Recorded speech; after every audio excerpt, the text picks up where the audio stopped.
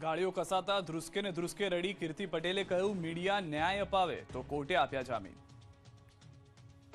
જે કીર્તિ પટેલ અઠવાડિયા પહેલા મીડિયા અને પોલીસ સામે ટણી કરી રહી હતી, પોલીસ અને મીડિયા સમક્ષ પાવર બતાવી કેમેરો તોડી નાખવાની અને પોલીસની વર્દી ઉતારી નાખવાની ધમકી આપી રહી હતી, તે જ કીર્તિ પટેલને પોલીસે પકડી રિમાન્ડ પૂર્ણ થતા કોર્ટમાં લઈ જતા બધી જ ટણી નીકળી ગઈ।